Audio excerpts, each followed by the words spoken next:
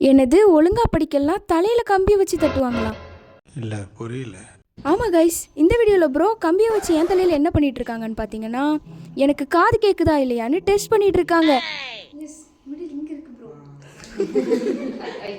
அன்னைக்கு ஒரு நாள் ஃபிசியாலஜி கிளாஸில் காது கேட்குதா இல்லையா டெஸ்ட் பண்ணுவாங்கன்னு மேம் கூப்பிட்டாங்க. எங்கள் அம்மா என்னை கிச்சன்லேருந்து அடிக்கடி கூப்பிட்டுட்டு உனக்கு காது கேட்காதான்னு கேட்பாங்களா, அதான் உண்மையிலேயே நமக்கு காது கேட்குமான்னு டெஸ்ட் பண்ணுறதுக்கு ஆளாக போய் உட்காந்துட்டேன். கைஸ், இந்த டெஸ்ட்டோட பேர் தான் வெபர்ஸ் டெஸ்ட். ப்ரோ கையில் வச்சுருக்காங்களா, அது பேர் தான் டியூனிங் ஃபோக்.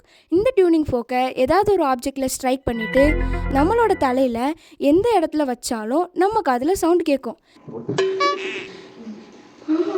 சவுண்டு கேட்குது.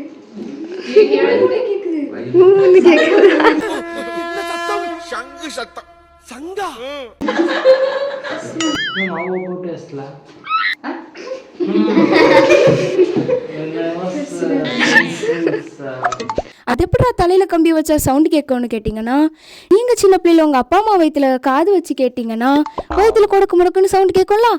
இது பேர் தான் கண்டக்டிவ் ஹியரிங். இதே கண்டக்டிவ் ஹியரிங் தான் இந்த டியூனிங் ஃபோக்கஸ் ஸ்ட்ரைக் பண்ணிட்டு என் தலையில் வைக்கும்போது கேட்குற சவுண்டு. ஓ, நீ அப்படி வரியா? அது சரி, ரெண்டு காதுலையும் உனக்கு ஒரே மாதிரி சவுண்டு கேட்குதான்னு கேட்டிங்கன்னா, ஒரு காதில் எனக்கு கொஞ்சம் கம்மியாகவும் இன்னொரு காதில் கொஞ்சம் அதிகமாகவும் தான் கேட்டுச்சு.